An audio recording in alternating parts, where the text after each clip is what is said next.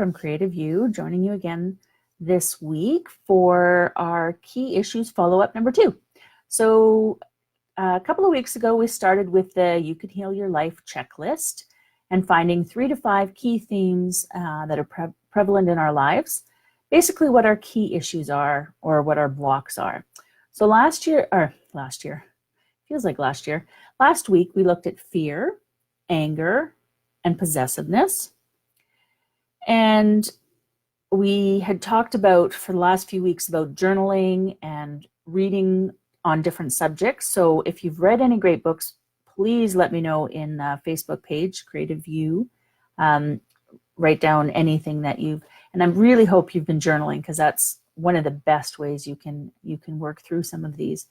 So just a quick recap for those of you who are just joining us this week. If you go back to August 13th, the blog on creativeyou.ca, you'll see we did a list of the symptoms and where we hold our blocks in our body or what our key issues are. So, and then last week we started looking at some of those key themes. So this week we're going to continue that.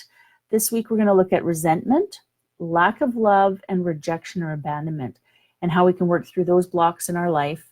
And we're going to add tapping to our repertoire of healing techniques. So you remember last week we did affirmations and meditations, and I included some of those. So this week we're going to talk about tapping, and this is fairly new to me. I've only been tapping for a couple of months, but it's amazing. I do it every morning. There's some great apps you can find. I think the one I use is Tapping Solution. I'm not an affiliate. I don't get anything for that, but I just have it on my phone and I can use it every morning. But also the links that I've provided are all for YouTube, and they work great as well. And you can find lots of free links and free videos and that sort of thing. Tapping Solution also has a free version, just less of the paid version. You don't get as many options.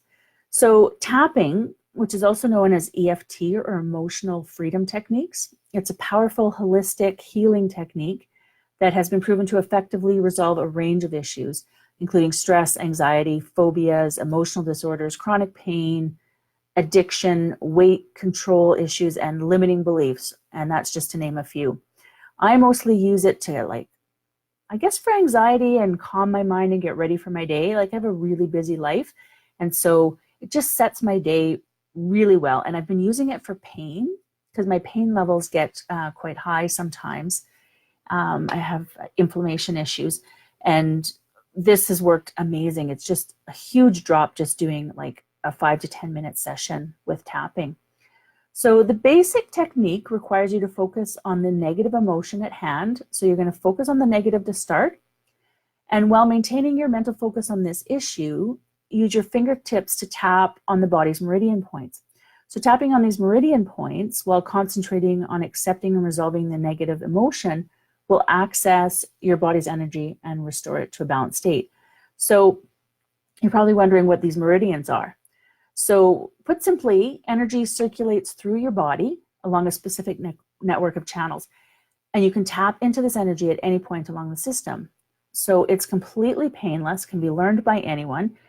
And so typically, it depends on who the therapist who's offering it, but many times I find that they'll start on the karate chop point right here on your hand, and then they'll move up to the eyebrow, side of the eye, under the nose, under the mouth, collarbone, and then sort of the bra line. You probably can't see that on the video, but just sort of where the bra line would be on a woman is the other point, and then to the top of the head. And they'll circulate through these points while talking you through different issues. And you can use them yourself. Once you learn it, you can learn the process quite easily. I like the guided ones because it's I don't have to think, and it's amazing the difference it makes. So the guided ones are really good. So you're just tapping gently. It's not a painful process, and anybody can do it. So I definitely think you should give it a try. The links for the topics we're talking about today are in the blog. So that's the September 27th, or October, what month are we in, people? August 27th, 2019 blog on creativeu.ca. So that will give you the links for it. So the first topic or key issue that we're talking about today is resentment. So resentment is often defined as anger and indignation experienced as a result of unfair treatment, and it's a relatively common emotion. So remember, these are the key issues that we identified a couple of weeks ago in our symptoms list. So those who experience resentment may have feelings of annoyance and shame.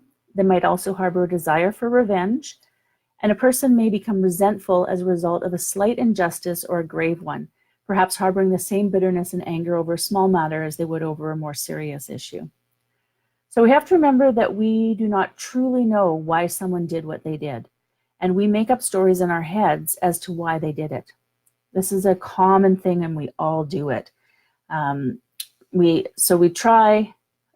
What we need to do is try to see it from their perspective.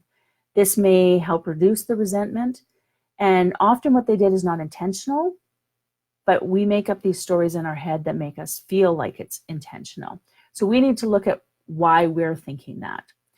So a great way to handle this is gratitude. And it's something we're going to discuss further in a few weeks.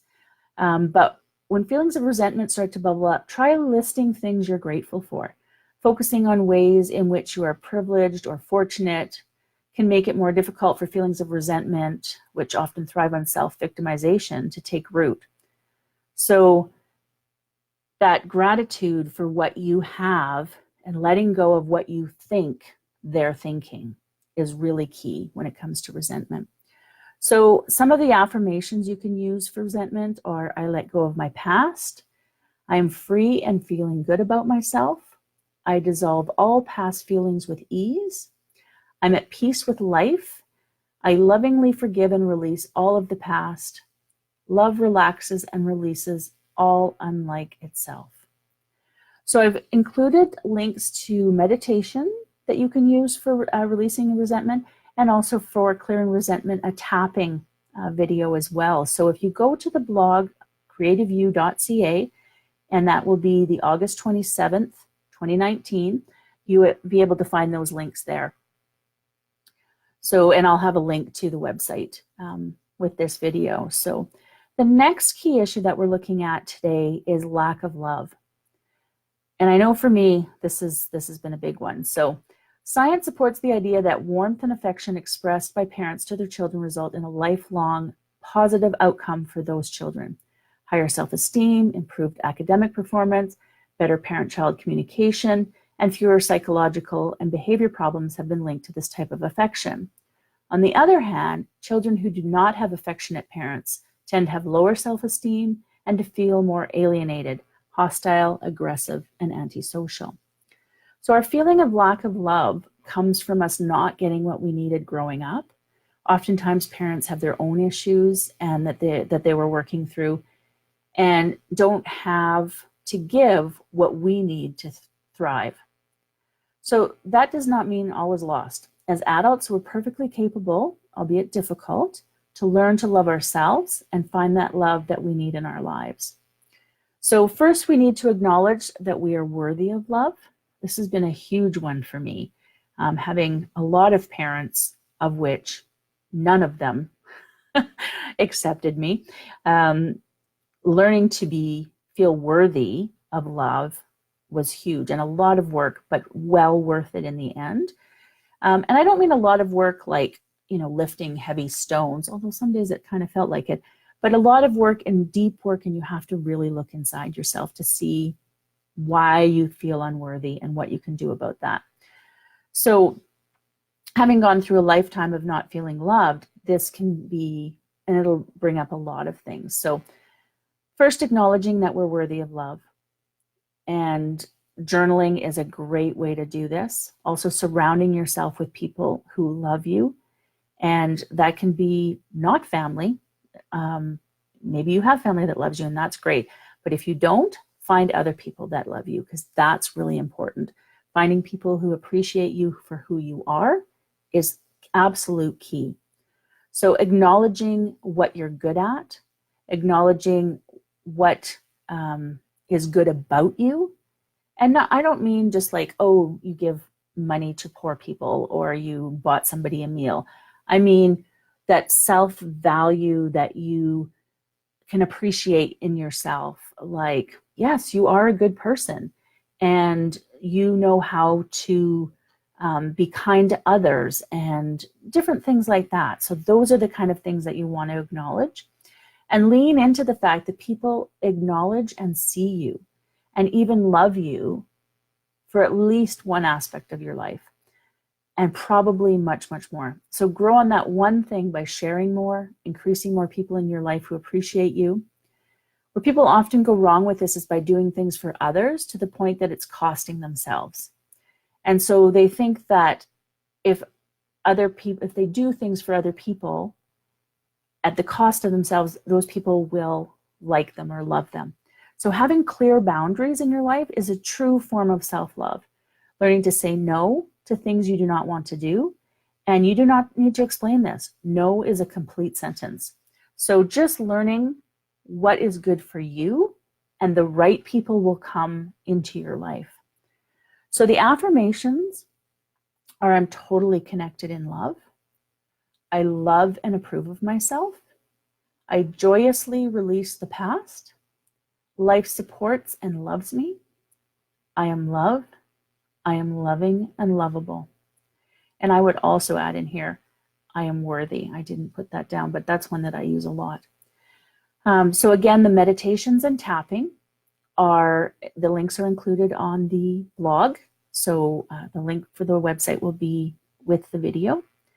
So the next one is rejection and abandonment. And rejection can occur in a variety of circumstances. Typically, rejection describes an instance of a person or an entity pushing something or someone away or out. A person may reject or refuse to accept a gift, for example.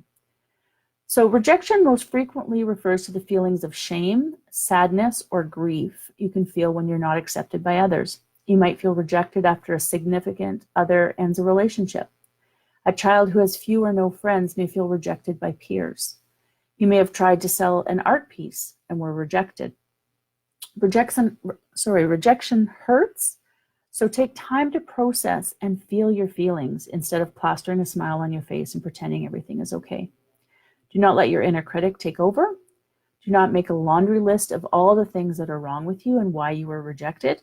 Again, we do not truly know what people are thinking, so making things up is only harmful to ourselves. Rejection is temporary. J.K. Rowling, who wrote the Harry Potter series, was rejected by 12 publishers before she found one that would publish her books for her. Can you imagine what would have happened if she'd quit after her first rejection? We would have all missed out on those amazing books and movies. Rejection often is a matter of brushing ourselves off and trying again. Do not give up just because you've experienced rejection. So the affirmations for rejection and abandonment: my heart beats to the rhythm of love.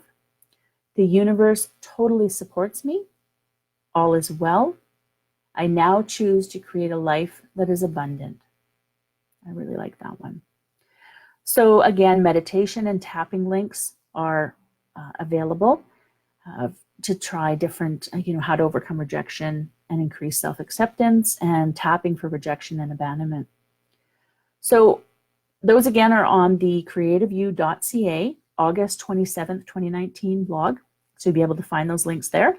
And the link to the website will be with the video, so don't forget that. So please feel free to share in our Facebook group, creativeyou.ca. Share what's come up for you. Start a discussion and see how other people are feeling, and see what other people are doing to remove those blocks. Share what you're doing to remove those blocks.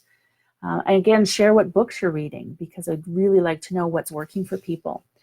So next week, we're going to look at controlling, a lack of control, frustration, and anxiety, while adding binaural beats to our bag of healing tricks. I write out these scripts, and sometimes my tongue gets all twisted.